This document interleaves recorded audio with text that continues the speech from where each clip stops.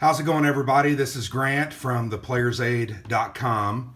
Today I'm going to do kind of a modified review with some explanation of elements of a game. I've only done this a couple of times, so please bear with me. Today I'm going to take a look at Sherman Leader from Dan Verson Games. This is a game that just came off Kickstarter and was mailed in January of 2017 or 2018. Sorry, so just a couple of months ago. I received my copy in early February. Here's a look at the box. You can see Sherman Leader, the World War II ground combat solitaire strategy game. But like I said, I got my copy in January, and I've played it now 3 times over the past nearly 2 months. And I'm going to have to say really quickly, I enjoy this game quite a lot. I do want to give the kind of the first initial statement that I do not consider myself a solo gamer or a solitaire gamer. I really truly enjoy the interaction that comes from 2-player war games. Alexander and I go at each other. We've gone at each other for years playing war games as well as Euro games and others. And I really enjoy, one of the favorite parts I enjoy about gaming is the player interaction, whether it be forming alliances, working together, breaking those alliances, etc. Talking about rules. That's something that I don't enjoy about solitaire gaming. I feel like rules are generally very well written, but there's always a time where you read it and you're kind of like, well, I don't understand this, or I could see it this way and I could see it that way. The good thing about a 2-player game or a multiple player game is you can kind of put, the old saying, 2 heads are better than one. You can talk about, what is this rule meaning? What is it intending to say? What is it trying to help you understand about the game or the process? And that's just something you don't get in solitaire gaming. You really have to figure out the rules yourself. You have to make your own interpretations, sometimes on the fly. This is not the case with this game, but I've played some solitaire games where you're really just guessing, is this what the rule is intended? And then through playing it a couple of times, you kind of realize, oh, no, that's not what was intended, or this was how it was intended. So once again, not a solitaire gamer, although I will be honest, it is growing on me. It's a genre that I've now played, probably going on 15 different games, particularly war games, and I've enjoyed each and every one of them. I think the other thing I wanted to talk about really quickly before I get into my review is what I consider that a good solitaire game contains. So a couple of those elements are, to me, a very good sequence of play, one that is repeatable, meaning you simply follow it from the first part of the sequence to the end part of the sequence. Every game usually has some form of a cleanup phase or a reset phase, and then you kind of just start that phase again. And within that sequence of play, there can be certain times where events or other happenings change that sequence or add another step, or maybe there's just a mid-game step or a near-end game, etc. I'm totally okay with that, but good solitaire game has to have a followable and understandable and really logical sequence of play that can be repeated and repeated over and over again.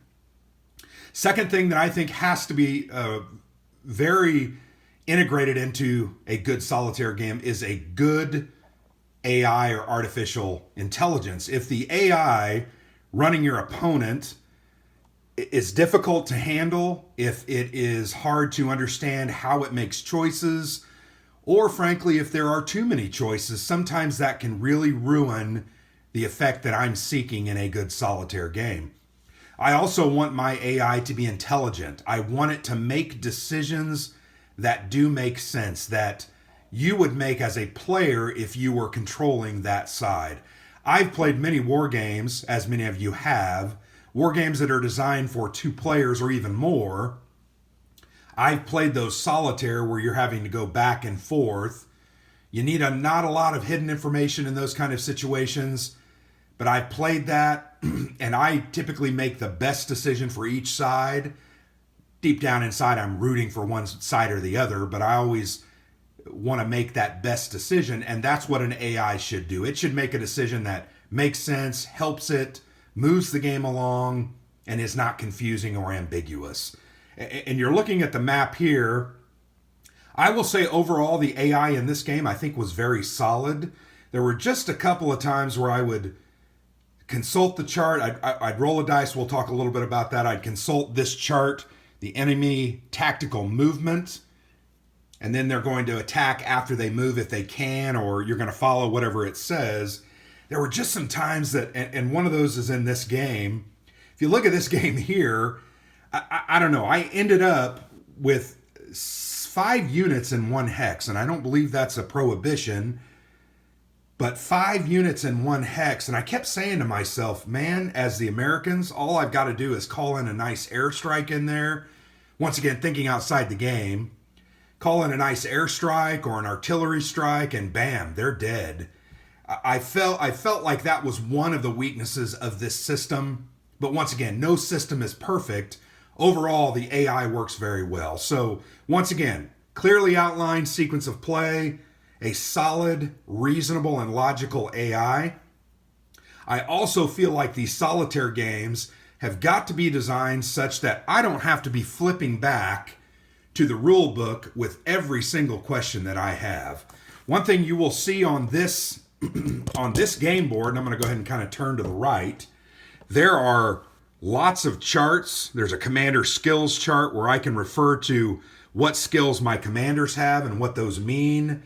There are explanations about the various chits, the wound or damaged chits or counters that you're going to pull. Here I've got a couple in my hand.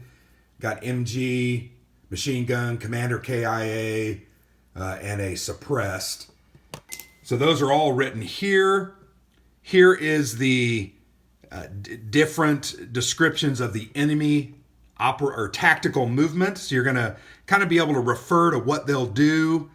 Their attack priorities, different things like that. It's just really important to have that listed somewhere on the play surface of these games so I'm not having to flip back and forth from the rules.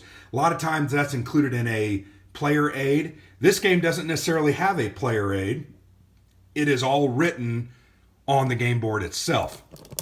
I'm going to go ahead and move the camera again kind of onto the board and show you. And it's kind of small here. But you can see here's that sequence of play, clearly outlined. I can actually follow along not only to the different segments, but then the different parts of each of those segments and follow that through to the very end. That's a very important part of a good solitaire game. And I think, to be honest, this Sherman leader does those 3 things very, very well. It has great AI, a clear sequence of play, and then it provides ready and quick reference to rules so that I'm not flipping back and forth in the book all night long. So what is Sherman Leader? Sherman Leader is a solitaire game. It is focused on World War II. This is the European front. European, Italian, North African. And it also delves into the Pacific theater. There are a couple campaign cards in Japan, etc. So really it covers ground combat in World War II. The game was designed where you are controlling a group of American vehicles, including tanks, artillery pieces, trucks, armored cars, scout vehicles, jeeps, etc. You're controlling those along with infantry, and you're trying to make it through a campaign. A campaign is defined really by its objective card, and I'll show you a couple of those in a minute, but it's defined by its objective card, which will outline your points that you're able to use to build your forces. It will also outline the weeks that your campaign is going to last, and then it'll give you an amount of points that you're going to gain on a weekly basis during that end of week phase, that cleanup phase that I kind of mentioned earlier.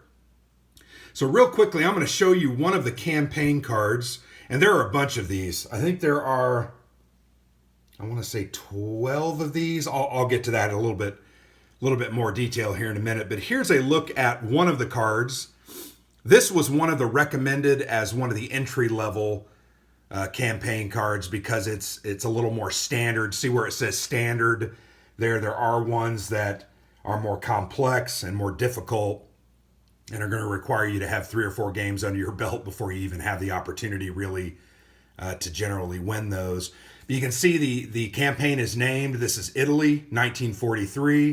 The 1943 is very important because when you get around to selecting your units, you're only going to be able to select those units that were active in this time period. So if a unit was only active in 1942 or 1941, you are not going to be able to choose that unit when you're setting out your loadout at the beginning of the game. So that's key. That's why that's important.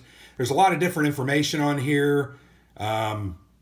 Here is a text, kind of like a condition that's going to be in effect throughout the entire campaign. German morale, enemies only suffer -1 from tactical movement rolls when at half strength. So you're never, as the Germans, going to suffer a penalty from tactical movement until those divisions have been reduced. There at the bottom, you'll notice there's kind of some Greek symbols. They're words. Those simply refer to the skill level of your various commanders that you're going to have access to. At the bottom, you can see it's recruit, green, average, skilled. I can't remember what VE is. I'll come back to it, but veteran and then ace. So what this card is going to tell you is that your first 4 commanders have to be green. You're also going to have a recruit, then you have 4 green. There's an asterisk there, which that refers to when commanders are killed, you're going to then replace them with a green. That's very important to remember. Average, there are 5, and skilled, there are 2. That's important because that's the skill level that your commanders have, and that's going to give you various modifiers to fire and movement in fire. Certain commanders are going to have abilities. We'll talk a little bit about those, and those are very, very important and typically improve or gain abilities as they become average, skilled, veteran, and ace. So that's a look at the campaign card. The other thing that I would point out about the campaign card is you're going to roll a dice to determine, you're going to roll a 10-sider at the beginning of each week, and you're going to determine whether they're passive or they're aggressive. And all that's going to do is tell you what type of die you're going to roll when you're determining their enemy tactical movement and how they are going to act. Sorry, my clock's going off. So that's something important. We'll talk a little bit about that later because that does... I liked that part because that was something as you started to destroy more and more of their battalions, they started to get more and more cautious. Therefore, they rolled only a 6-sider and only had more limited options as to what type of attacks they were going to do. They started to do more retreat to cover, move to cover, hold and only fire if they have a target, etc. So that's a look at that campaign card. The next card, and like I said, there are 12 of those, and I'll show you really quickly. I'm just going to show you a couple of the other ones, mainly so you better understand what they do. So there are 9 of them. I said 12, but here's a look at, you have North Africa 1942. That was my first campaign. It was an introductory campaign. I won that very easily the first time. The second time I played, I drew some really hard battalions, and I had a real difficult time in killing them. So I ended up losing my second campaign, and then the Italy 1943, I actually lost within the second week because I didn't realize I had as many guys left, and it said I had to destroy a certain amount within the first week or two. So that was a mistake on my part. But you can see they have North Africa, Normandy, the Bulge, push to the Rhine, race to Berlin. Then here are the Japanese, the Pacific Theater, the Philippines, Saipan, and Okinawa. So you have 9 of these to choose from. And there you go. You can look at the back. It says campaign card. But you have 9 of those to choose from. So you're really going to have at least 9 different settings and different campaigns that you're going to be trying to overcome. Then, as a part of each setup, you're going to draw one of 6 what is called objective cards. And here's a look at the objective cards. So the objective cards tell you what your goal is in this campaign. They have certain names that kind of give away what you're trying to do. Invasion is one. That is one of the shorter ones. Cut off. Rushed to the front. That's a 5-week campaign. You can see right there. Holding action. Offensive, which is an 8-week campaign. That's the longest one in the game. And then you have over there. So these range from 3 to 8 weeks in length. That is I can tell you, 8-week campaign is going to take you somewhere between 5 and 6 hours to do. Each week you're going to have 2 to 3 battles. If you don't have 2 to 3 battles or engagements with battalions, you will never be able to score enough points to have a good evaluation, which is your goal. That's another thing here I'll show you again on the objective cards. You can see right here, there is a VP range, and then there's an evaluation for that range. So you can see if you want a great result or even a good result, you're going to have 13 or higher victory points. Typically, when you destroy a battalion, I'll show you an example of a battalion here. When you destroy a battalion, you're going to get 2 to 3 victory points. There are some that are, I don't know that there were any that were 1s, but 2 to 3 is fairly common. There are a couple that are as high as 5. So if you end up killing 3 to 4 of those battalions that have 2 to 3 victory points apiece, you can see you're going to have somewhere between 6 and 10 victory points. And based on the objective here, that would be a poor and on the low end of an adequate. My first campaign that I won, I played Invasion, and I actually received a good score. I think I had 14. I really went at it hard and got some good aggressive rolling and ended up winning. But that, once again, that's the way you're going to gauge your victory. Did I win? Did I get at least in the range of evaluation that is adequate or higher? Adequate's kind of like a C, good's a B, and great would be an A, in my opinion. Poor is a D, and dismal is an F. And the difficult thing is some of these battalions, and I won't show you all of those, but some of the battalions, the German battalions that you are fighting, are very, very difficult. Here, I'll show you a couple. Here's a smaller one. It's an artillery unit. I'll help you understand what this card means. Here are the victory points, once again, so I can achieve 2 victory points by destroying this artillery unit. And this artillery unit is made up of 2 rifle units, 2 mortars, and 4 anti-tank guns. So this is not a totally difficult battalion to kill, but it's one that you're going to have to go in and fight to destroy. Let me show you there's a 1. So here's one that obviously is a huge difference from what I just showed you.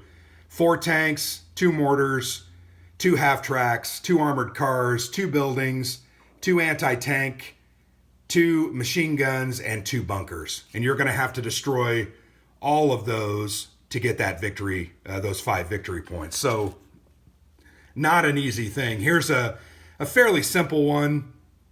Trucks necessarily cannot do much at all. You have 2 rifle and 2 MG teams that you're going to have to fight. This is one that is going to be simple, and therefore it only is worth 1 victory point. The other numbers that you'll notice there, the 6 and the 2 above the 1 victory point right there, you might ask yourself, what is that? So the first number, the 6, if it has no more than 6 points, it is considered half destroyed. So I will show you what a point represents. Here's a look at a German anti-tank team. Up in the upper left, you're going to see a 2. This team is worth 2 points. So if you destroy it, it is worth 2 points. So what this card is saying, back to the one I showed you where it had a 6. So the 6 is saying when it's under 6 points, it is going to be considered half destroyed. So you might have had to have destroyed 3 or 4 units to get to that point. To be fully destroyed, you had to get to the bottom level, which was the 2. Go back to that supply convoy. You can see that 6-2. So once you destroyed it where they only had 2 points, it's going to be considered destroyed, and you get the entire victory point, and then don't have to attack that any longer. So there's a look at those battalion cards. So the way the game works, you're going to, once again, choose a campaign card. It's going to give you an amount of SP, that supply points that you can spend to purchase units. They can be infantrymen, they can be tanks, vehicles, artillery, trucks, etc. You're going to purchase those, and you're going to not purchase those. You're going to choose a campaign, get that amount. You're going to choose an objective, add that amount of battalion points. So once again, I'll go back here. 24 battalion points right there. So this one is going to give you 24 battalion points. And then if you chose this campaign, Italy 1943, you can see right in the middle there it says plus 46. You're going to have 46 points plus 24. You're going to have 70 points to outfit your army. Now let's look at a couple of units. So here I will show you kind of a high cost unit. This is an M4 Sherman.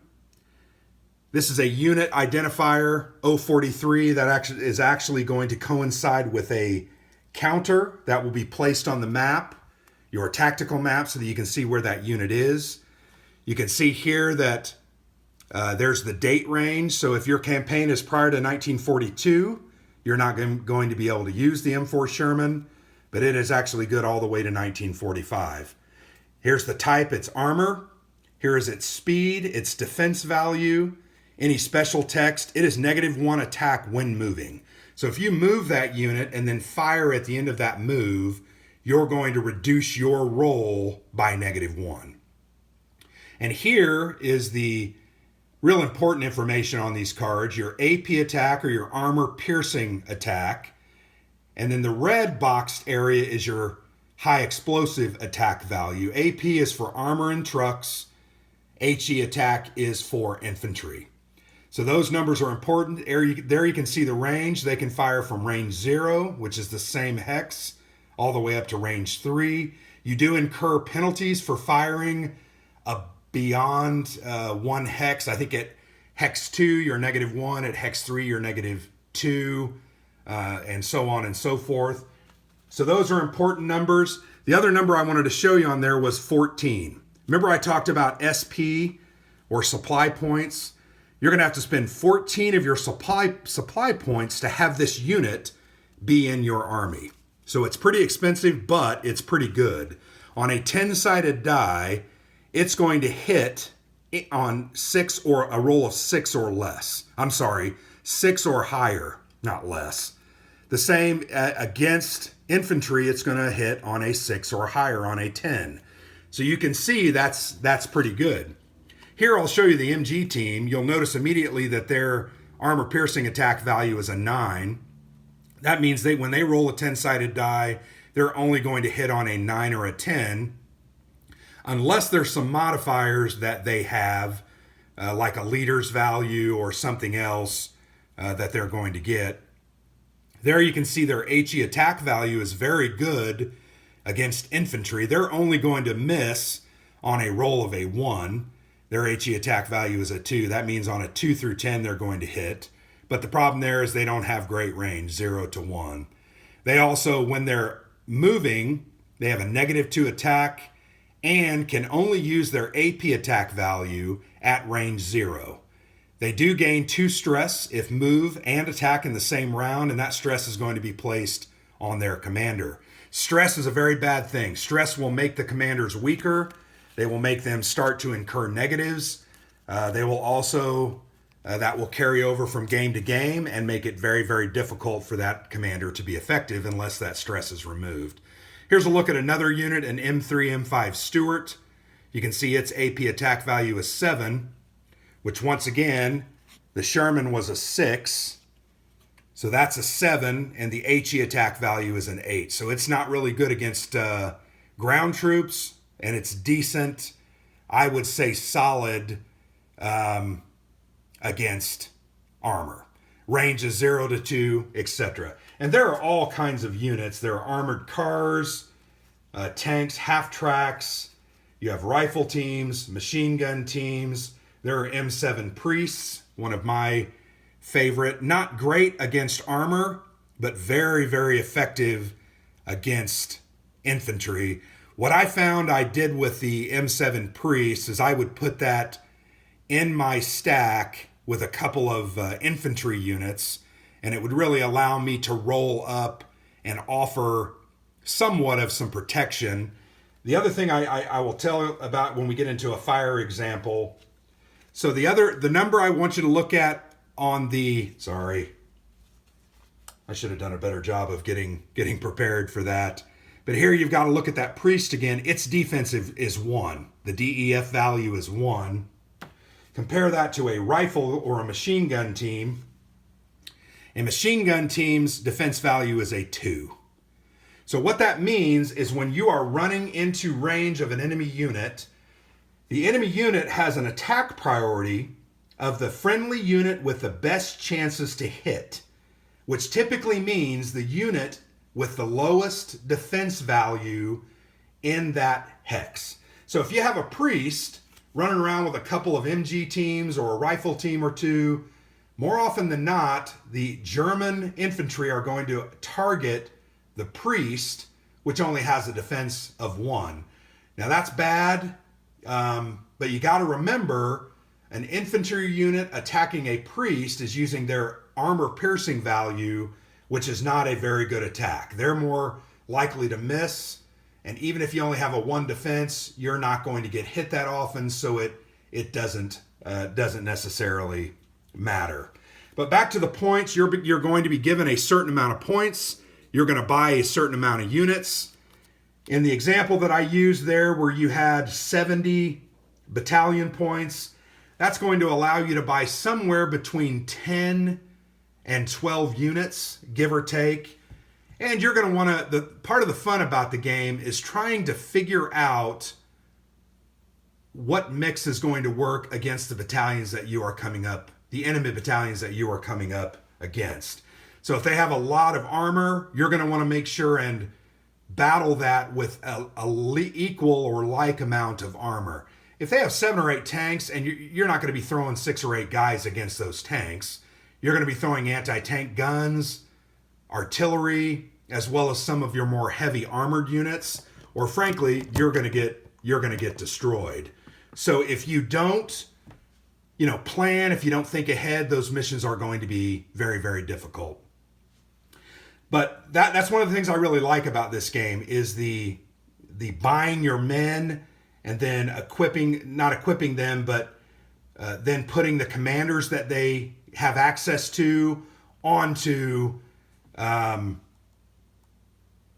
those men to give different abilities. So here I'm going to show you a couple of examples of the different types of commanders. So here in this stack, here's an infantry commander. This is his recruit side. Each personality in the game, so this is Kolchak. So in the game, there are 3 cards for Kolchak, 3 double-sided cards. The first or lowest level is his recruit level.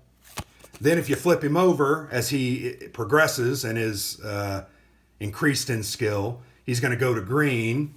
I don't have his next level here, but you're then going to go on to the next level, etc., with the highest level being ace. And I wanted to show you the difference between his recruit side and his average side. So you can see on the recruit side, down at the bottom, he has no abilities.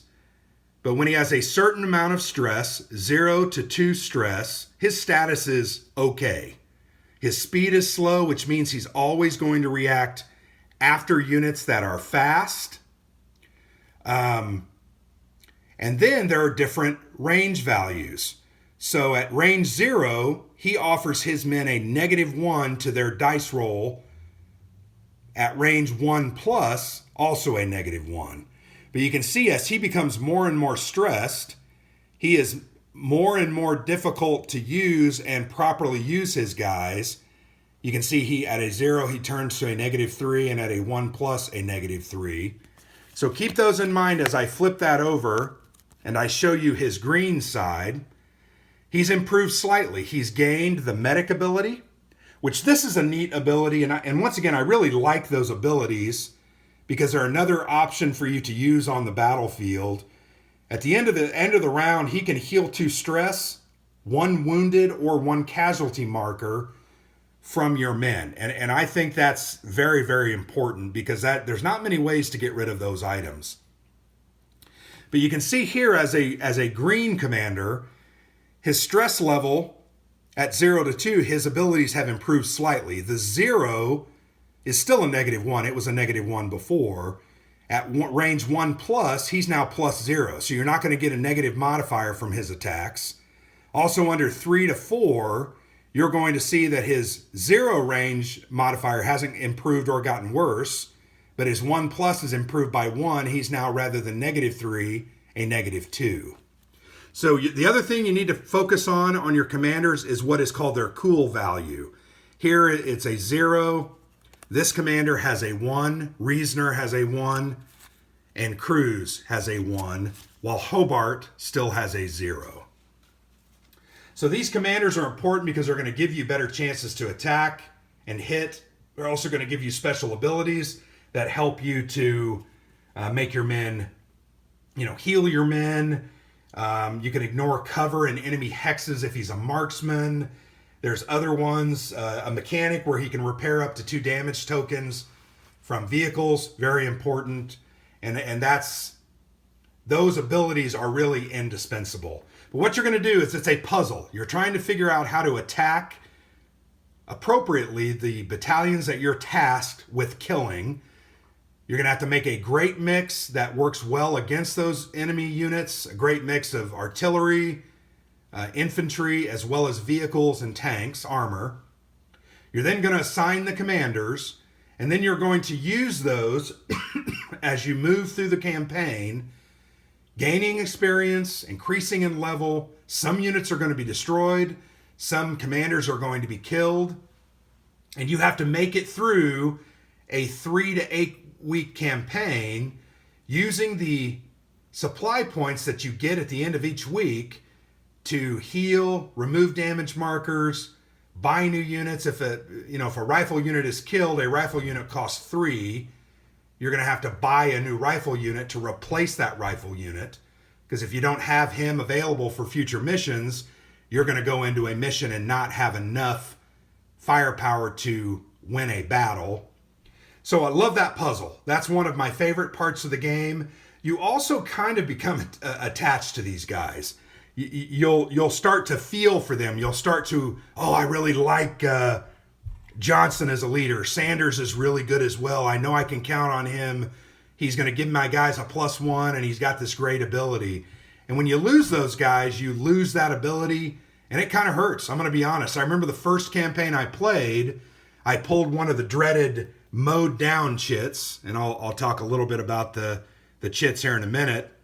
But when you pull this mowed down chit, it is going to eliminate that unit and its commander. No questions. There's no way to save against it. There's no defense roll. Nothing. You're just dead. And that sucks because those units are killed. They're removed from the game. You've lost them. You now have to replace them somehow. And it may have been one of your really good commanders. And that's one of the parts of the game that I think is very well done, is that narrative where you're growing close and you start to care about these guys. And I know that sounds odd, but if you're a war gamer, I think you'll understand what it is that I'm talking about. So yeah, that's kind of the way you outfit your guys. The other thing while we're looking at the board that I wanted to show you a little bit is the way the game works and the way you set it up. So depending on the campaign, you're going to have one of 3 or 4 different terrain types that you're going to use. The campaign that I'm showing you on the board is a European campaign. So you can see there are bocage hedgerows, there are city hexes, there are open hexes, and then there's some lightly forested or heavily forested areas. So what's going to happen is it's going to tell you the type of terrain that you're going to use. And I know I just said European, but I'm going to go ahead and use the jungle to show you kind of how this works. I feel like I'm missing a tile. Give me just a second. Yeah, so there are 8 tiles of each type. Okay, so that's one thing. What happens is in the game, you get these different terrain tiles. There are 8 tiles for each type of terrain. The tiles you're looking at here are jungle. You can see they have palm trees. These tiles will have text written on them. You can see this says impassable. Armor and light armor, tank, half-track, and armored car cannot enter those hexes. You'll also notice that there's an H. I'm trying to show you an example of an L. So here's an example of an L. This is a city hex. So there you can see it has an L. That means it's a low terrain. That only offers a +1 on your defense, whereas an H offers you a +2. So you obviously want to get into the better terrain or the H. So what you're going to do is if you're playing a jungle scenario, you're going to mix these terrain tiles up. I'm just going to go ahead and mix them up. And then you're going to deploy them in order from left to right, bottom to top. So I'm going to deploy that there. You can see there's a little white arrow in the corner of these terrain. That's where you're going to place that. So here you have some hooches that offer some cover, and you're gonna lay these out until you cover all 6 of these terrain types or these terrain areas. And this is on the tactical map. So real quick, I'll lay those out.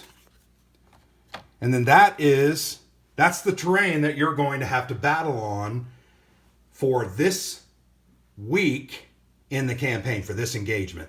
Each of the engagements you have every week is going to change. You're going to draw these all up, you're going to shuffle them up, and then you're going to redistribute them. So you can see that there are 6, and then there are 2 remaining at the end. This was one of the complaints that I had about the game. Not a huge complaint, but it's one that I had a little bit of concern with. So once again, you can see that these have to be pointed upwards in each of these hexes. So you're never going to really change the way that specific tile works as terrain. It's always going to be facing the same way. I know why they did that, because they didn't want a situation where there was no way for you to get around the map, and I understand that. But maybe they could have had a rule where if you did lay a tile that made it impassable, you would change that up. My concern with this is I felt like after 3 plays, and I used the desert terrain and the European terrain twice, I kind of felt like 8 tiles wasn't enough. Now I know there was an option, I believe, for additional terrain tiles. I wish I would have gotten that, but I didn't. Because I felt like this was one of the elements that I thought, oh boy, this is really infinitely replayable. I would say it is, with the exception of the terrain. I just don't know that the terrain offer that many options. You can see it's pretty much standard. Once again, I know why they require you to use these white arrows as a guide, because they don't want you to get ones that are completely impassable by units. I understand that. But that, once again, it hampers the ability of you to kind of enjoy that and experience a different game each time. I really felt like I ended up almost playing the same maps over and over again. So that would be one complaint that I had. A minor quibble, but one that I still had. So you're going to lay those terrain tiles out. You're then going to, once again, go back to these battalion cards. You're going to pull out 4 tanks, 2 trucks, 2 rifles, 2 armored cars, and 2 anti-tanks. So you're going to pull those units out. You're then going to take a 10-sided die. You're going to roll it for each. Actually, the Americans, you are going to place your units first. Then you're going to go to the placement of your enemy units, and they are random. You're going to take a 10-sider. You're going to roll it. Then you can see up in that very far right corner, there's just a little, kind of some hexes gathered together with numbers on them. You're going to refer, like this tile is 6 or 7. If I roll a 6 or 7, I'm going to put a unit there. So here I rolled a 7, I would put a unit there. I would do that for all the units and line those up. And they're going to be in these these 2 back rows. Then what you're going to do when you set those all up, the Germans, because when you placed your units, you didn't have anything to fire at. There were no units available for you to target. So in essence, your first round is completely wasted. While the Germans are going to place, then they can take their actions. They can fire, move on you. So it's going to, in essence, be 2 rounds before you're going to be able to do something. And you're going to move this battle turn marker. Battles typically last 5 rounds. Sometimes their event cards or other condition cards might say the battle is going to go to round 6, or it's 1 less this round. That's why buying chits called scout cars or trucks are important. These are additional things that you can use your supply points to buy and then place up here to extend a combat. I did that a couple of times, particularly when I had a very heavy battalion that I was trying to kill. Because sometimes you just need extra rounds. You need more shots on your targets. So you're then going to line those all up. You're going to take your turns. You're going to move. I want to go back to the units really quickly. The commanders, sorry. So here's an example of a skilled commander, Barry. He's an infantry commander. You will notice under his speed, he has an ability called fast. If your American troops have that keyword on their leader, that unit, and those units only that have fast, will get to fire before the Germans. And that's important, and you heard me say it earlier, get more shots on target. That is what this game is about. This game is about tactically moving your guys up, trying to get in range while simultaneously trying to avoid becoming in range of your enemy units so that you can take more shots on them than they can take on you. One of the difference in the units is American units, when we are hit, we will take damage chits. Sometimes you can get 6 or 8 chits on you that just have different conditions and don't really kill your unit. When you as an American unit fire and destroy a German target, they become destroyed. They don't pull damage chits. They literally get flipped over. They start on this side. They start on that side, and you're going to flip them over, and they are then destroyed. And remember, that's where you're trying to destroy enough units in that battalion so that that you can destroy them. Either halfway destroy them, reduce them, or fully destroy them and get them off the board and get the entire full victory points for that. So once again, this game is about moving into position, using terrain to your advantage, taking as many shots and as many high quality shots as you can on your units, hoping to hit and hoping that they miss their defense rolls. So for instance, let me just show, and this is something I would have never had to have done, right? So let's assume this unit is commanded by by Barry, who has the fast ability. He's going to have my guy move. His speed is 1, move into range. He's now within range, 0 to 1. He now can fire, but he's going to take a negative attack when moving, and he's going to have the commander gain a stress. So you kind of just have to do what the cards tell you. You're going to put a stress on him. Now it's his turn to attack once again because he's fast.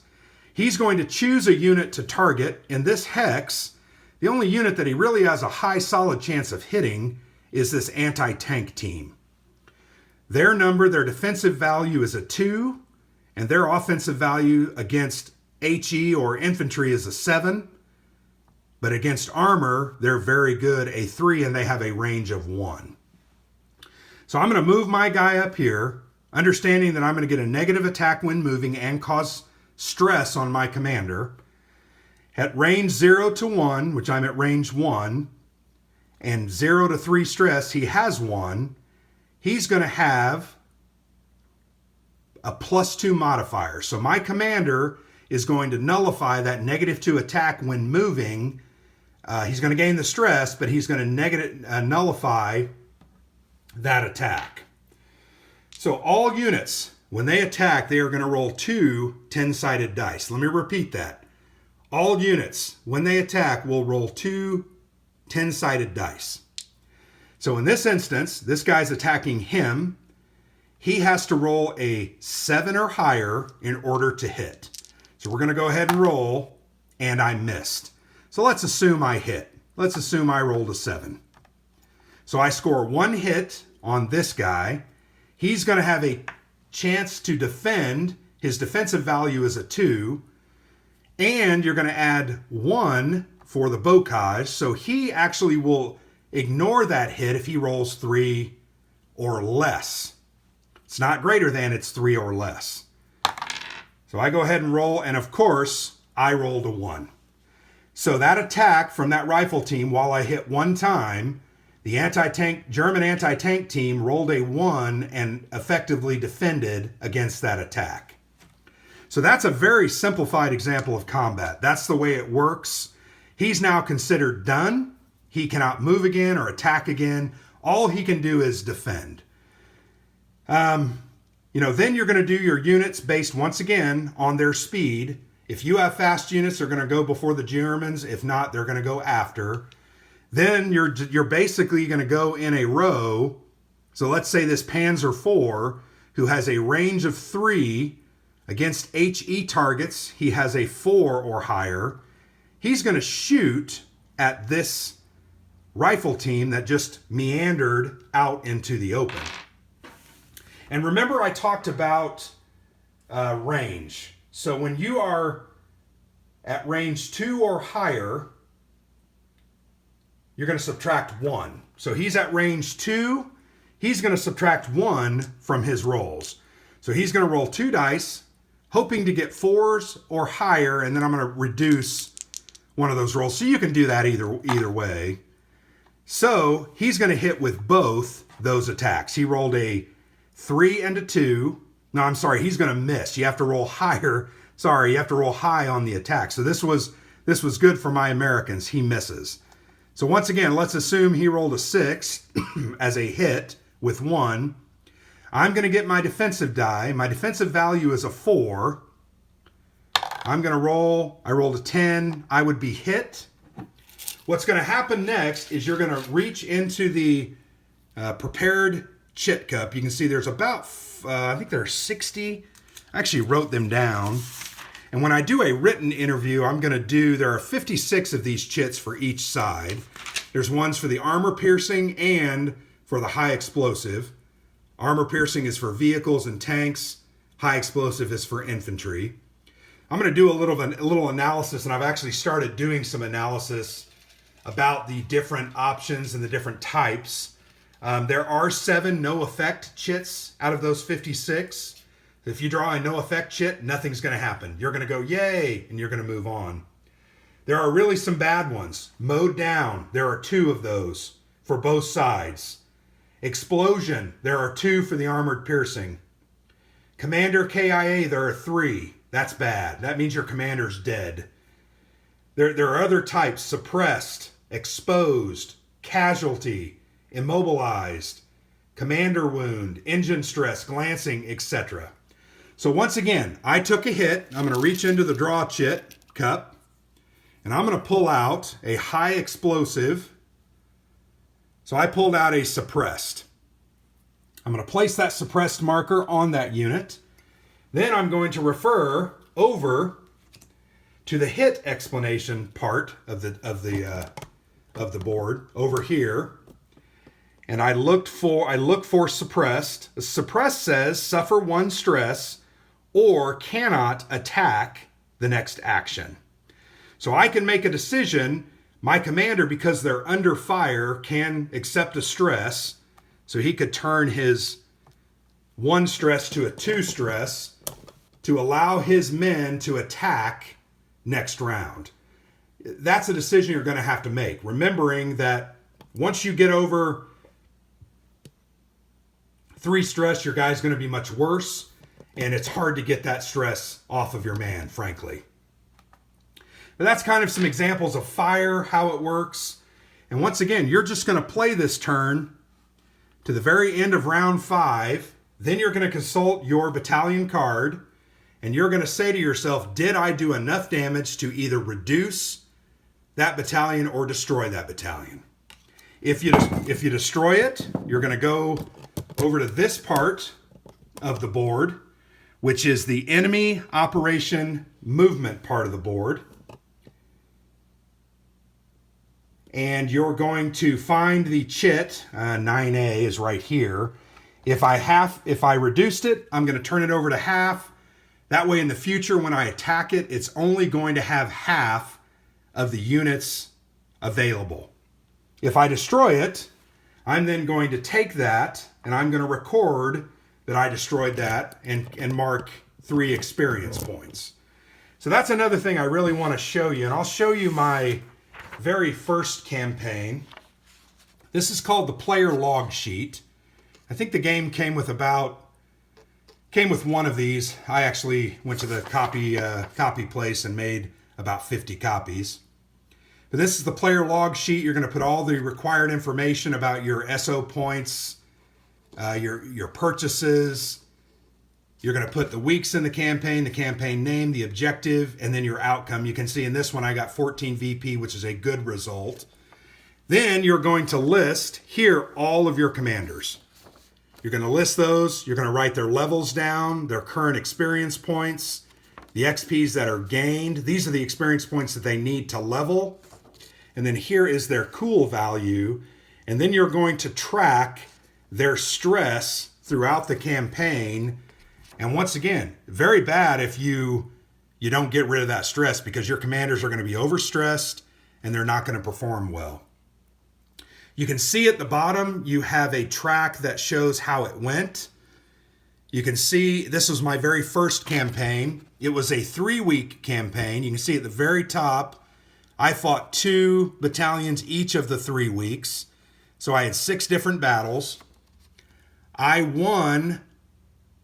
outright destroyed the battalion 5 of those 6, and my last battle, I only reduced it. So I got half of the victory points. But I tracked those victory points, I added those up, that's how I came up with 14 at the end of the game, and I consulted that table and it said I had a good result. You can see that throughout my sheet, there are KIA notations. I lost Commander Stout in the very last week. Commander Mendel in the 3rd week. I lost Commander Redtree in the 1st week. Jones in the 1st. Sanders in the 3rd. Kowalski in the 3rd. Kelly in the 3rd. And Smithers in the 3rd. Very brutal game. You can also see here are my different units. Once again, the commander or unit number, ID number, is listed there.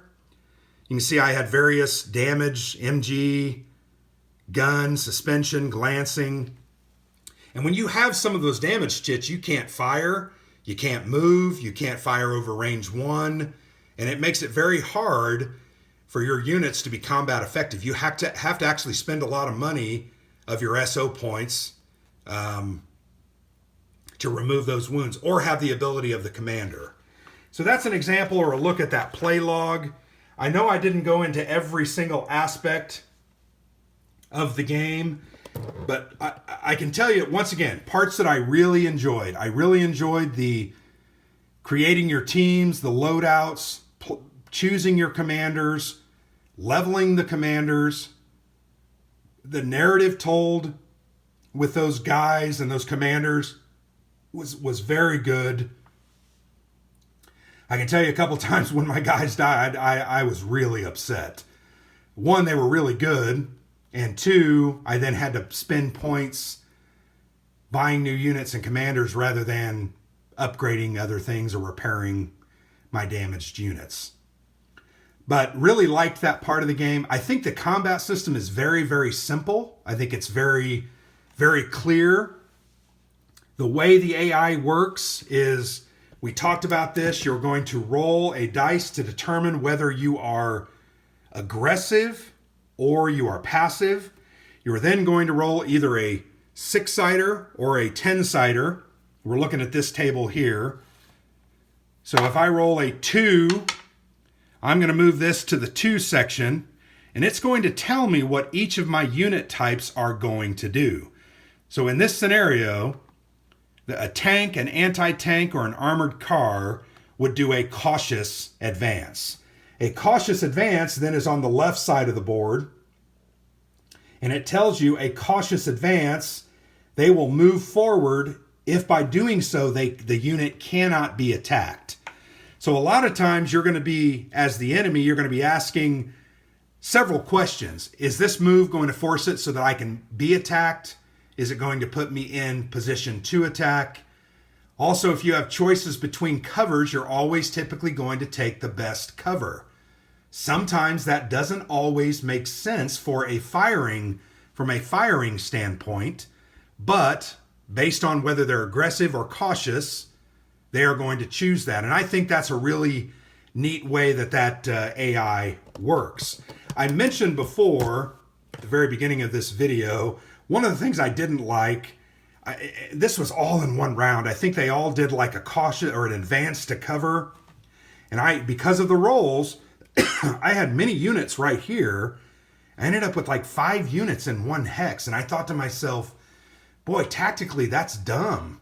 I don't want my units, while they would bring a high firepower on things, it's putting them all in one area where my enemy can maneuver around me. It's making me a target of all those attacks. And it's just not necessarily what I think troops in the field would do. They just wouldn't all bunch up in the same cover.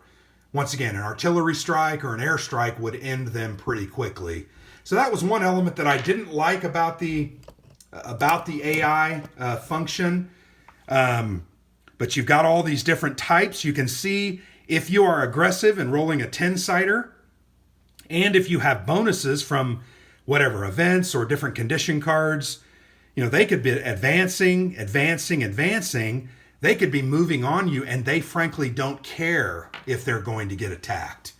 So you've got to also play that to your advantage as the Americans. You've got to decide and make the decision, am I going to allow them to move up, hold on to my fire, and not worry about moving up so that I can attack them when they move? But that also is a random decision, and you can't always count on that. But in general, I thought the AI was very good. I really enjoyed, and I'll pan up a little bit, move over. I really enjoyed the enemy operational movement. So this represents, basically the front, your friendly staging areas and transit areas. And these units, these German units, if you don't destroy them, they're going to keep moving down this board. Buildings don't move, but they're going to move down this board, and they're actually going to take your SO points. So if you have 2 battalion here and you're going to lose 12 SO points, and the game is set up such that if you can never pay that expense, you automatically lose. I never automatically lost that way, but I was very close a couple of times. So you've also, when you create your loadout and you buy your units, you've got to plan for the position that your enemy units are in and what's going to be there. Because if you have a couple enemy units here already, if you don't kill them quickly, you're going to lose 4 SO points. And that's going to really hurt. So you got to pay attention to that. I really thought that was a great way to deal with the enemy movement and keep the pressure on you. Really enjoyed the enemy tactical movement and their decision making in general. Loved the units, loved building them, loved putting them together. Really enjoyed the damage counters. I thought they were very, very well done. And when I do my written review, I'm gonna do like a table and show you the different percentages of how many gun damaged chits there are and how many no effect chits there are. But these are great. You're gonna pull them out of that cup that you've prepared to do your damage. There's also other elements that I haven't necessarily talked about. You're going to create at the beginning of the game based on the year, and I will take this over and show this chart to you. So you can see this German, this tank type. Let me go ahead and move my stand down a little bit. You can see that Germany tank types and Japan tank types chart right here.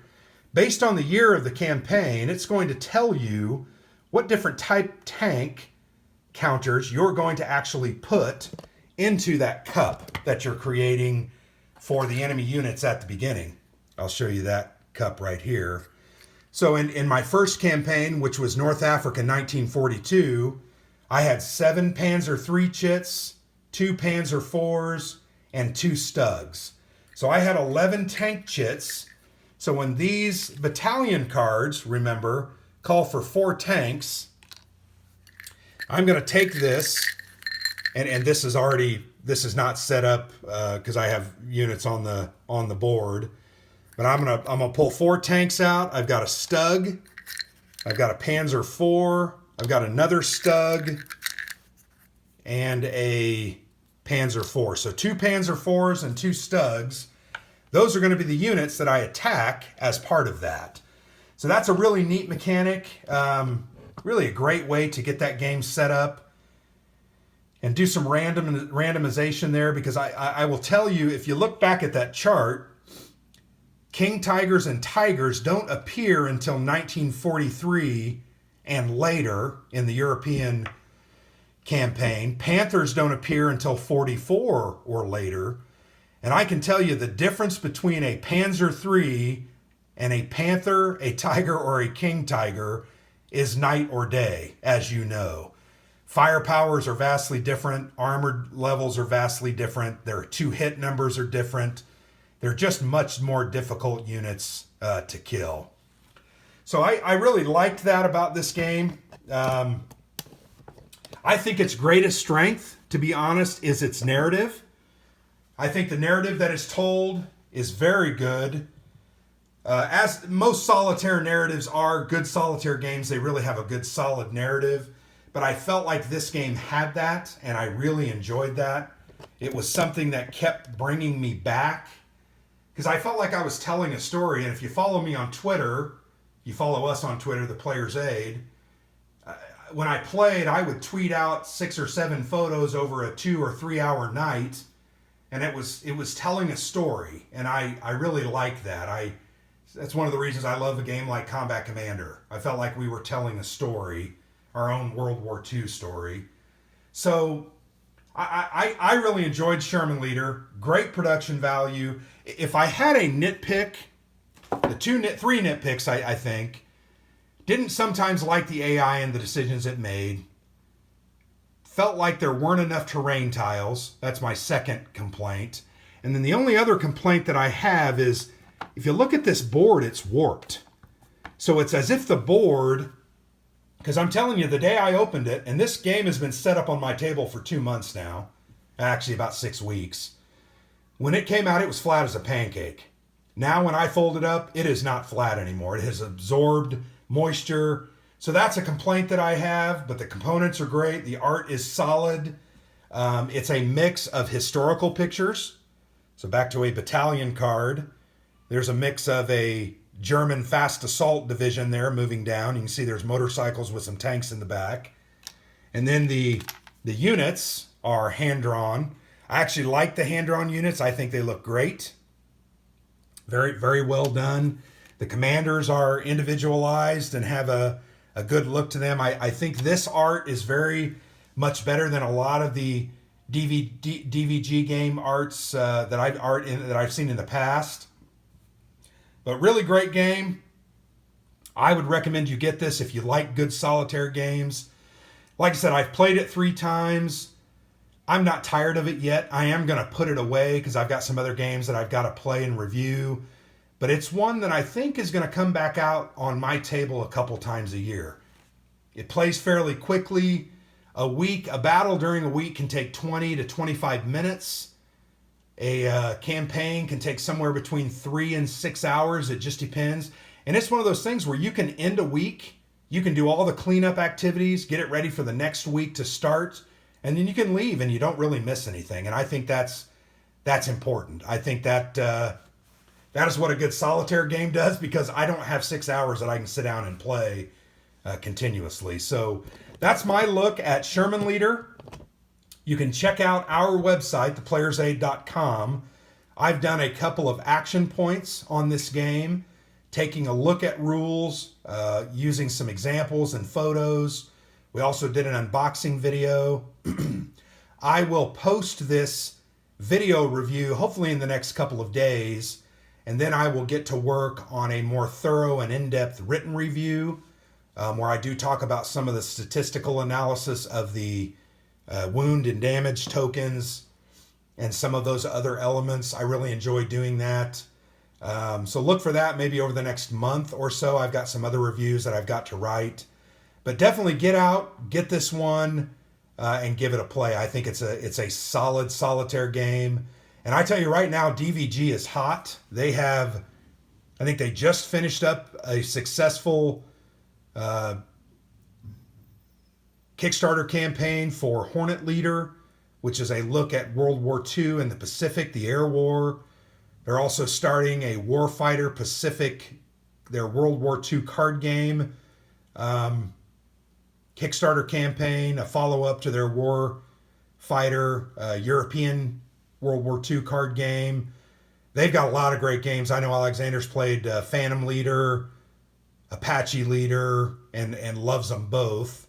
So anyway, I hope you liked the video. I know it's pretty lengthy, but hopefully you got a good feel for what the game is and how it plays, and hopefully it helped you see what a solid game this is. I've been Grant for the Player's Aid, and I look forward to playing this game more in the future and then sharing some other games with you. Thank you.